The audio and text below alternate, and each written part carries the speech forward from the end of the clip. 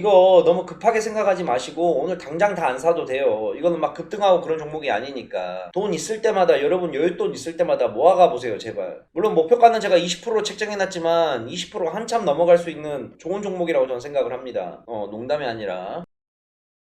자, 오늘 일단은 우리가 좀 장 시작 전에 이야기해야 될 내용은 금리에 관련된 이야기를 먼저 시작을 좀 해야 될 것 같습니다. 자, 지금 보시게 되면 금리 자체가 연준에서 증시를 압박하고 있는 가장 큰 요인이 무엇입니까? 장초에는 1, 2, 3, 4월 달, 연초에는 러시아와 우크라이나의 전쟁 관련된 부분이 가장 큰 리스크로 다가왔었고 4월이 지나고 나서 5월, 6월 들어가고 있는 시점에서는 물가 상승, 즉 인플레이션에 대한 압박이 시장에서 가장 큰 리스크로 지금 다가오고 있습니다. 지금 최근에 시장 미국 증시도 그렇고 우리나라 증시도 그렇고 많이 빠지고 있지만 결국에는 이 문제를 원인을 찾게 된다 그런다면 인플레이션에 대한 문제가 나올 수밖에 없는 모습이에요. 자, 인플레이션을 잡기 위해서 각국의 모든 정부들은 기본적으로 금리 인상을 추진을 하고 있습니다. 지금 미국 같은 경우가 0.75로 빅 스텝을 넘어서 자이언트 스텝이라는 말이 나오면서 0.75로 올렸고 7월달, 6월달은 이제 0.75 올렸고 7월달에도 0.75를 올릴 것이다 라는 전망이 우세하고 있습니다. 그렇게 올린 기준금리 자체가 연으로 따지자 그런다면 2022년 올 한 해 미국에서 중앙은행에서 잡고 있는 금리 수치는 3.45를 생각하고 있습니다. 근데 또 한간에는 3.45 가지고는 부족하다. 4.00까지 가야 된다라는 말도 나오고 있어요.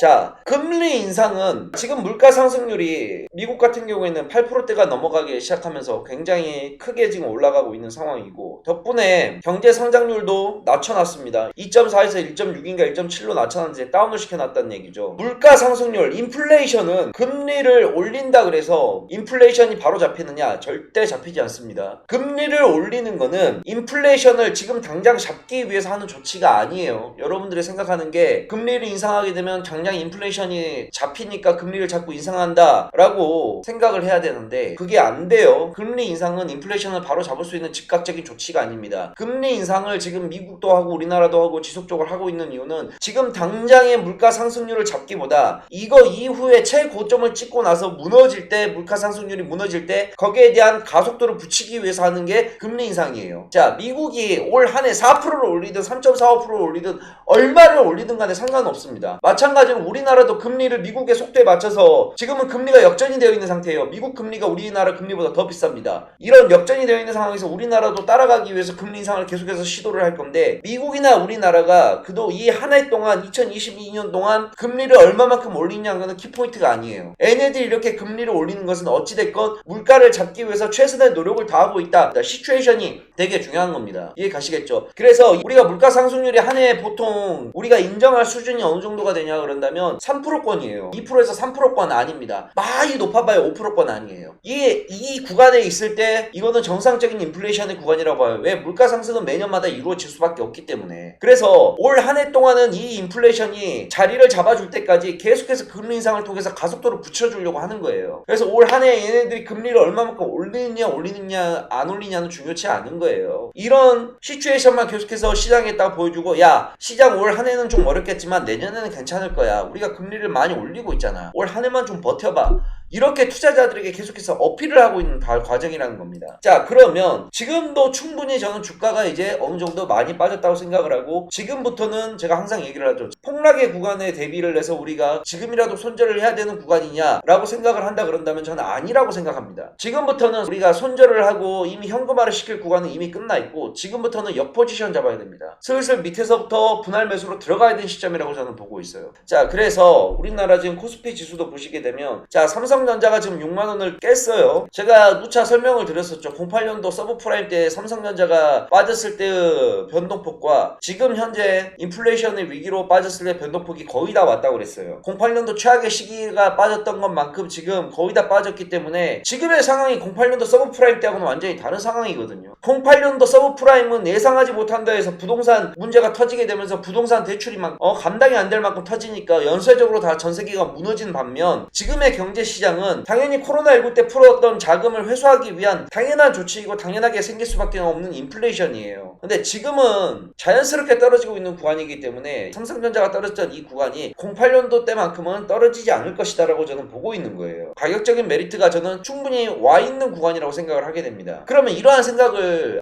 저도 하는데 전 세계의 내노라는 기관들과 전 세계의 내노라는 투자자들이 이런 생각을 안 할까요? 분명히 저와 똑같은 생각을 하게 될 겁니다. 그러면 지금 구간에서부터 떨어져봤자 앞으로 삼성전자가 얼마나 더 떨어지겠냐 이거예요. 지금부터는 매수세가 들어오면서 지수 방어를 해주는 기본적인 움직임이 나오게 될 거죠. 그러면 코스피도 그렇고 코스닥도 그렇고 우리가 생각하는 수준만큼 이제 더 이상의 큰 폭락보다는 여기에서 향후 자리를 잡아주는 횡보나 단기 조정장 자리를 잡아주는 모습이 지속해서 나올 것이다 라고 저는 생각을 하고 있습니다. 우리가 걱정은 할 필요가 있는데 그렇다고 해서 너무 크게 앞으로 폭락이 나오면 어떡하지 라는 생각은 할 필요가 없다는 겁니다. 일단 저는 시장을 그렇게 봐요. 물론 저의 모든 생각과 저의 모든 예측들이 다 100% 맞진 않아요. 저도 사람인데 틀릴 수도 있고 맞을 수도 있고 안 그러겠어요? 근데 적어도 23년간 주식시장을 쳐다보면서 별의별 시장을 다 겪으면서 느낀 결론은 뭐다? 이거는 이제 다 왔다 라고 저는 판단이 된다는 겁니다. 자, 장시하겠습니다. 현재 시간 9시 1분 동훈아나텍 6,730원 목표가 6,930원 손절가 6,400원 이거 하나만 들어갑시다. 동훈아나텍만 하는 걸로. 자, 오늘 매매를 진행하고 있는 동훈아나텍에 대해서 같이 좀 한번 살펴보도록 하겠습니다. 보시게 되면 두 가지 조건은 다 충족을 시켰어요. 어떤 게 충족을 시켰느냐? 자, 첫 번째로 항상 얘기하는 단타의 기본 종목이죠. 갭 상승을 만들어내라. 갭 상승을 3%대에서 4%대 만들어주는 종목이 되게 좋다라고 했는데 갭 상승을 오늘 만들어냈죠. 그 다음에 두 번째, 거래량을 보시게 되면 지금 현재 9시 25분 기준입니다. 거래량이 53만 주예요. 전일 거래량이 60만 주였는데 지금 벌써 장 시작한 지 26분 정도밖에 안 됐는데 거래량이 벌써 전일 거래량 수준에 올라와 있는 상태이죠. 그리고 최근의 모습을 보게 되게 되면 여기 구간을 좀 보세요. 여기 구간. 자, 여기에서부터 바닥을 찍어주고 나서 한번 올려줬다가 빠졌는데 중요한 시점이 뭐냐면 차트를 보시게 되면 가장 중요한 게 항상 제가 말하는 게 어떤 부분을 보냐, 차트를 볼 때 가장 많이 나오는 유형이 어떤 거냐면 이런 것들이에요. 자, 주가가 하락을 해요. 그죠? 자리를 만들어줍니다. 자, 그러면 여러분들이 보통 들어가는 시점이 다 이런 구간에서 들어가요.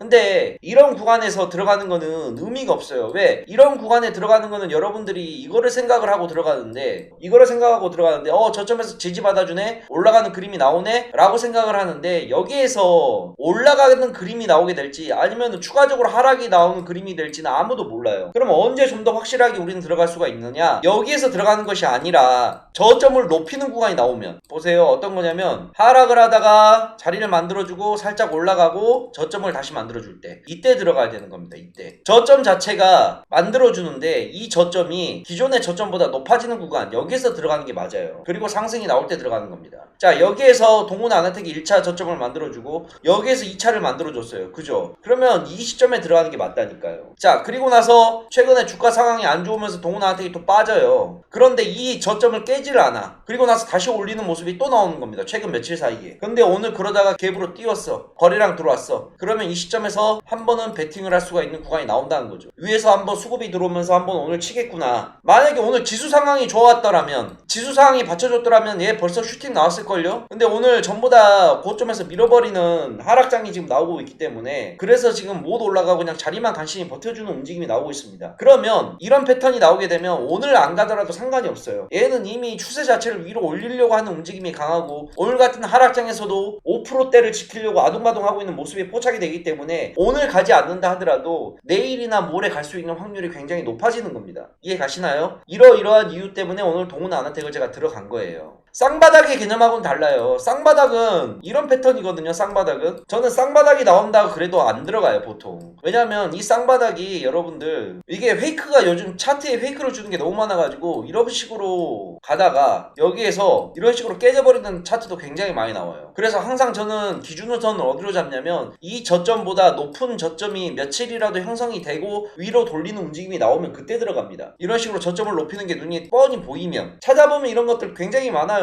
요즘은 뭐 시장 자체가 많이 무너져가지고 차트들이 굉장히 다들 무너져가지고 해가지고 보기가 좀 힘들긴 한데 또 찾아보면 많이들 나옵니다. 그래서 저는 이러한 종목들 위주로 종목들을 찾아서 매매를 좀 진행을 많이 하는 편이에요. 어찌됐건 동호나 아텍은 지금까지는 뭐 흐름이 나쁘지가 않아요. 자, 동호나 아텍 계속 수급 들어오고 있죠. 위쪽에 매물대가 지금 여러분들 동호나 아텍 호가창을 한번 가서 봐보세요. 지금 호가창을 보게 되면 호가창을 볼 때 매우 기본적인 거 하나 알려드릴게요. 위쪽에 쌓여있는 매도 물량이 지금 13만 주 정도가 있고, 그죠? 그 다음에 아래쪽에 받치고 있는 게 14,000주 정도가 있습니다. 자, 그러면 호가창을 보면서 좀 같이 이야기를 한번 해볼게요. 기본적으로 밑에 이게 호가창인데 여기 매물보다 매수 물량에 쌓여있는 잔여 물량보다 매도 물량에 쌓여있는 게 10배 정도, 대략 한 10배 정도 있는 게 좋아요. 이 말이 무엇이냐면 매도 물량을 이렇게 많이 쌓아놓고 매수 물량이 없잖아요. 그러면 갖고 있는 매수 물량을 밑에다가 팔 수가 없어요. 팔 수가 없어요. 왜? 호가가 안 맞춰주니까. 내가 예를 들어서 5만 주를 갖고 있다. 5만 주를 갖다 시장으로 던져버릴 수가 있나요? 절대 못 팔죠. 그러니까 팔려고 할 수가 없기 때문에 사람은 들고 갈 수밖에 없는 거예요. 그러면 위에서부터 즉각 체결이 실시간으로 이루어질 수밖에 없어요. 시장가로. 그렇게 되다 보면 종목에 대한 분차트가 위로 올라가기 시작합니다. 이해 가시죠? 물론 호가라는 게 시시각각 계속해서 바뀌지만 기본적으로 매매를 할 때 호가창을 볼 때 매도 물량이 많이 쌓여 있으면 매수 물량보다 훨씬 더 많이 쌓여 있으면 야, 그래도 이게 안 빼려고 굉장히 노력을 많이 하네. 어느 정도 누군가가 개입이 돼서 이 종목을 좀 끌어올리기 위해서 노력하는 게 있구나 라고 생각을 하시면 돼요. 아무튼 동호나한테 호가창은 그렇게 좀 봐주시길 바랍니다. 아시겠죠? 이제 한 차례 수급이 들어왔기 때문에 호가창이 또 정렬이 되는 게 보이죠. 잔량과 매도 잔량 자체가 차이를 아까 10배까지 벌려놨다가 지금 이제 한 2배 정도로 다시 줄여놓은 상태예요. 그러면 이 2배 정도로 줄여놓은 상태에서 다시 매도 호가에 잔량들이 쫙 쌓아질 때가 있어요. 이거랑 격차가 다시 벌어질 때가 있습니다. 격차가 최대한으로 벌어지게 되면 다시 매수세가 또 들어오기 시작해요. 벌려놨다 줄여놨다 벌려놨다 줄여놨다 이걸 반복하는 작업이에요. 여러분들 2차 전지 쪽 흘려듣지 마시고 2차 전지 쪽 잘 보세요.